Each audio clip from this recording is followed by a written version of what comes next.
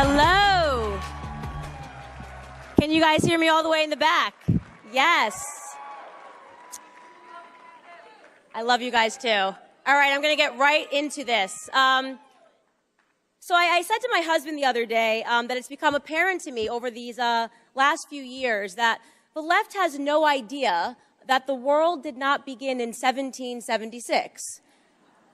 3 years of traveling the country and facing off with hysterical liberals, and that is my scientific conclusion, that they haven't the slightest idea that anything exists or that anything ever existed outside of the United States of America. And let me give you a recent example.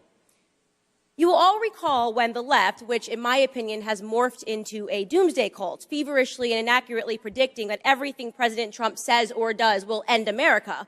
But you all recall when they once again prophesized our doom when Iranian terrorist Soleimani was slain in a military operation. You remember that, right? This is the beginning of World War III, their headlines read. They promised us we were going to head straight into World War III. It was a remarkable day because it was the day that we watched Democrats and liberals, the ones who have been shrieking about sexism, misogyny, and the need for more feminism, turn into passionate defenders of the state of Iran, the country whose constitution quite literally states that a woman's life is worth half that of a man's, a country where women are punished by law for up to 10 years in prison if they are caught not wearing a veil, suddenly became the apple of the left's eye. Of course, the war never happened, but in the midst of their delirium, a tweet went out from resident anti-American Colin Kaepernick. And the tweet read, exactly, and I quote, "There is nothing new about American attacks against black and brown people for the expansion of American imperialism. America has always sanctioned and besieged black and brown bodies. American militarism is the weapon wielded by American imperialists to enforce its policing and plundering of the non-white world," end quote. Fascinating. A rant about black and brown bodies being imperialized, a word that I must assume Colin either doesn't know the definition or the history of, used in defense of Iran. And so, of course, you know me on Twitter. I felt it necessary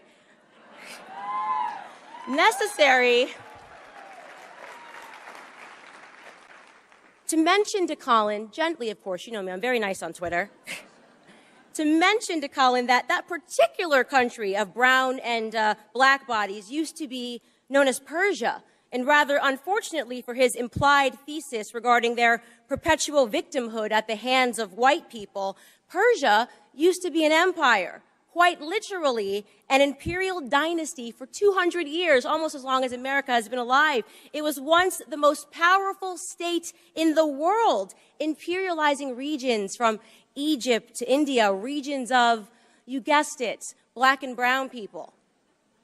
And while I have to say that I was not shocked to learn that Colin Kaepernick has evidently never picked up a historical textbook, I will say that I was shocked that he hadn't at the very least seen the movie 300. A little movie where the black and brown bodies are looking to imperialize the white bodies in Greece. Maybe he thought it was all made up and fiction. Or maybe Colin Kaepernick isn't earning millions to tell the truth. Maybe he's being paid millions to convince black and brown bodies that they are oppressed, to keep them angry and confused and uneducated. Which could explain why on Thanksgiving Day of last year, Colin tweeted, I quote, "The U.S. government has stolen over 1.5 billion acres of land from indigenous people. Thank you to my indigenous family. I am with you now and always," end quote. Holiday tweets are his favorite, by the way. On the 4th of July, he tweeted, what to the American slave is your 4th of July? Co-opting, by the way, a Frederick Douglass quote and stripping it of its original context to convey the idea that blacks owe this country not a moment of celebration. I'm talking about Colin because the picture that he is painting is clear, and I'm using him as an example because it is so in line with the overall opinion that we are seeing come from the left today, an opinion that America is a horribly racist country whose guilt cannot be untethered from her period of slavery, which is interesting because if slavery is an everlasting sin from white men, why was Collins so clearly able to forgive that sin from American indigenous people, his quote-unquote family? That's an inconvenient truth. You see, the sin of slavery was not brought to this continent by white Europeans, as the left would have us imagine. Slavery existed everywhere in the world, including here since the dawn of humanity. Different Native American tribes weren't sitting around kumbayaing over a fireplace. They were trying to imperialize one another. They would enslave their war captives into labor. They would sometimes sell their own children. They tortured others as a part of their religious rites. And depending on which tribe you were in, cannibalism was even the commonplace. Oh, did cannibalism get lost in Collins' flowery depiction of indigenous people? Yes, before the Europeans ever landed in the Americas, Native Americans routinely cannibalized one another. Most notorious among them, perhaps, was the Aztecs. When the Spanish colonists arrived in Mexico City, they were greeted by piles of over 100,000 skulls belonging to humans that had been sacrificed to the gods. In fact, in one archaeological dig, they found the remains of 42 children, all around the age of 5, who were sacrificed to the rain god. Special days required more sacrifice, by the way. On the inauguration of Aztec's Temple Major, they sacrificed between 20,000 and 60,000 human beings in a single day. Their ceremonies, I'd like to paint a little bit for you, a picture of the ceremonies. The ceremonies were performed in front of large crowds. Usually, an adult male victim was held on a stone, his chest was slashed open, and the priest would take his still beating heart and hold it to the sun. The severed head was then placed on a rack, and his remaining body was rolled down the temple where it was skinned and it was dismembered, and the body parts were then distributed to the spectators to take home to eat. For decades, the colonists' writings about the savage culture of Native Americans were dismissed here in the United States. The politically correct argument was that white European men needed to wrongly portray the indigenous people to justify their own genocidal pursuits. Liberals in the United States even went so far as to claim that the Native Americans themselves had lied, or rather, more politically correct, had been misunderstood in their own recorded sacred texts regarding their cannibalistic practices. Until science happened and anthropology in the year 2000, an anthropologist came and was hesitant to report his findings from Colorado, which he characterized as definitive evidence for sporadic cannibalism in the Southwest of America. Even the lying, leaking New York Times had to acknowledge the truth in an article that they then published entitled, "New Data Suggests Cannibalism by Ancient Indians." Now, I want to be clear here that my purpose in sharing all of that is not to issue some sweeping condemnation of Native American Indians, nor is it to offer up a vindication for the murderous actions of the early colonists. My purpose here is to simply tell the truth about the history of all men of days past.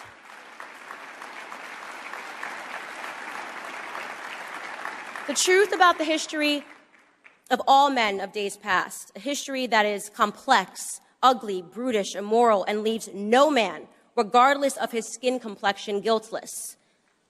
But the left wants us to believe otherwise. To them, imperialism, cannibalism, murder, slavery, all of these undeniably sinful acts are forgiven in a historical context so long as they were not committed by white men. So, they can forget the murderous Persian Empire. They can forget the cannibalism of indigenous tribes. They can forget the heinous actions of imperialistic Egyptian Empire, the Turkish Empire, the Muslim Abbasid and Rashidun Caliphate empires, the Chinese Qing and Ming empires, the Mongol Empire, the Ottoman Empire, the Japanese Empire. We can forget the fact that the overwhelming majority of the world's empires were not run by white men. They also, by the way, choose to forget the fact that the first to abolish the practice of slavery was Great Britain.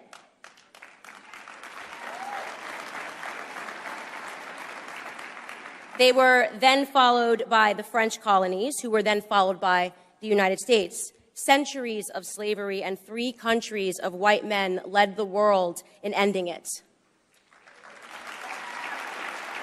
No. Don't clap. You're supposed to forget it. You're supposed to forget it because leftist indoctrination teaches us today that it only really mattered. Slavery only really mattered when they did it. The white man's history needs to never, ever be forgotten. But what if we're not talking about history? What if we're talking about present? What if we're talking about today? People like Colin Kaepernick hate America right now, and that hatred is rooted in some intangible concept of the present sin of our country's mere existence. Surely that must be the reason why on the 4th of July, Colin also tweeted, "How can we truly celebrate independence on a day that intentionally robbed our ancestors of theirs? To find my independence, I went home," end quote. He was referring to Africa. Colin took a trip to Ghana because, in his own words, he wanted to see what his people saw before they were forcefully taken away.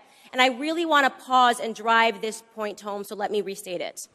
In lieu of celebrating his independence in America, Colin got on a plane and went to Africa, a continent upon which he found better grounds for celebration, which is interesting.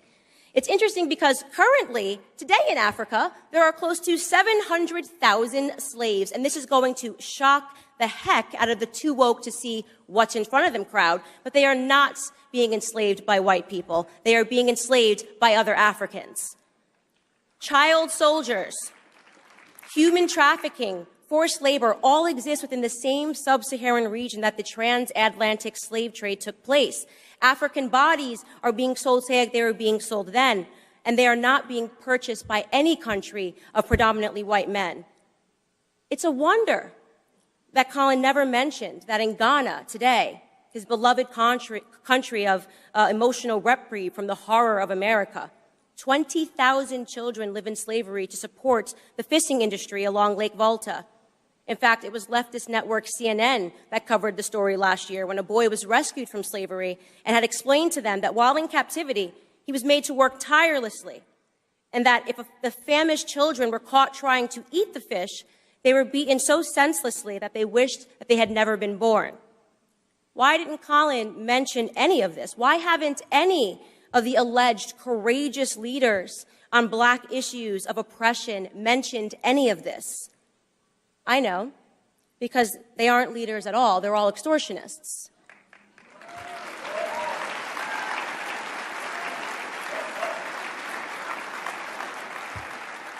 Colin extorted Black America to earn millions. Colin extorted Native Americans to maintain his image, and Colin extorted Ghana for a photo op so he could continue to earn those millions.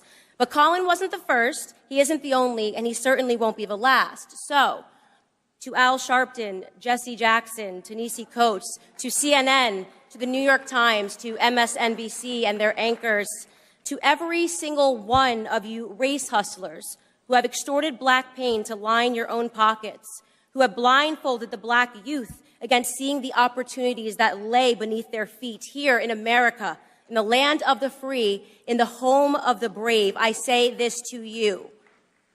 There will be a Blexit, a Black exit.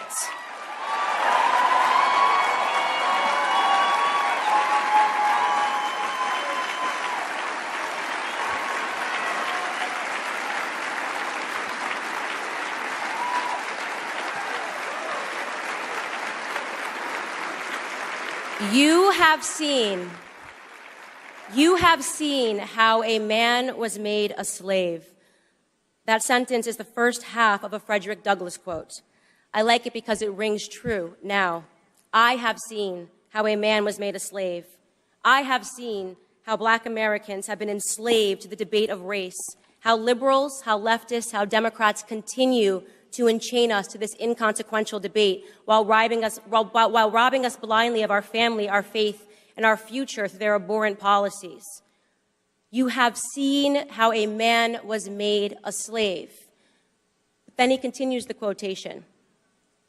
And now you shall see how a slave was made a man. To the veterans, and so I say to the veterans of this Black ideological civil war, those of us that have survived the constant onslaught and the media thrashings and fight daily to awaken our brothers and sisters, to the patriots who have fought beside us, cheered us on, to my supporters, those of you that have seen me to this point, from just a girl on YouTube with a different idea to the very soon-to-be published author of the aptly entitled book, Blackout, How Black America Will Make Its Second Escape from the Democrat Plantations.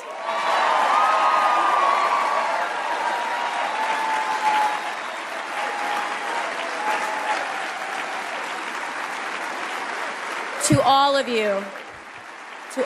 you in this room, I want to say from the bottom of my heart, thank you for experiencing this journey with me, but most importantly, for seeing how this former slave to poisonous liberal ideology was made a woman, was made a patriot, was made an American. May God bless you all.